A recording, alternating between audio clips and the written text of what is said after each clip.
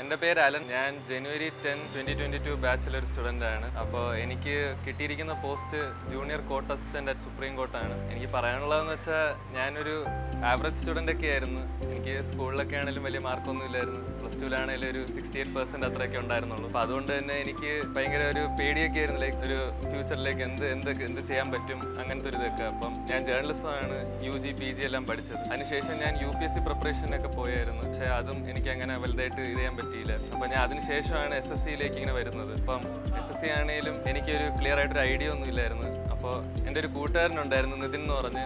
പുള്ളിയാണ് എനിക്കിങ്ങനെ റേസിനെ പറ്റി പറഞ്ഞത്. നിതിൻ റേസിലൊരു സ്റ്റുഡൻ്റ് ആയിരുന്നു. അപ്പോൾ അങ്ങനെ നിതിൻ്റെ ഒരു ഇതും കോൺഫിഡൻസും എല്ലാം കൂടെ കേട്ട് അവനിപ്പം GST ഇൻസ്പെക്ടറായിട്ട് വർക്ക് ചെയ്യുകയാണ്. അപ്പം അങ്ങനെയാണ് ഞാൻ ആദ്യമായി റേസിനെ കുറിച്ച് അറിയുന്നത്. അപ്പം എനിക്ക് ഒരുപാട് ഹെൽപ്പ് റേസ് ചെയ്തിട്ടുണ്ട്. എനിക്ക് മാത്സ് ഒക്കെ ഭയങ്കര, ഞാൻ വീക്ക് സബ്ജക്റ്റ് ആയിരുന്നു എനിക്ക് മാത്സ്. അപ്പം എനിക്ക് ഒരുപാട് കോൺസെപ്റ്റ് ബേസ്ഡ് ആയിട്ടുള്ള സംഭവങ്ങളായാലും എനിക്ക് അഡ്വാൻസ്ഡ് മാത്സിലേക്ക് എങ്ങനെ ചെയ്യണം, അപ്പം അങ്ങനത്തെ ഒരുപാട് ടിപ്സൊക്കെ എനിക്ക് പറഞ്ഞു തരുമായിരുന്നു. ഞാൻ ഒരുപാട് മോക്ക് ടെസ്റ്റും റേസിൽ തന്നെ ബേസിക് സർക്കിൾ എന്നെ ഒരുപാട് ഹെൽപ്പ് ചെയ്തിട്ടുണ്ട്.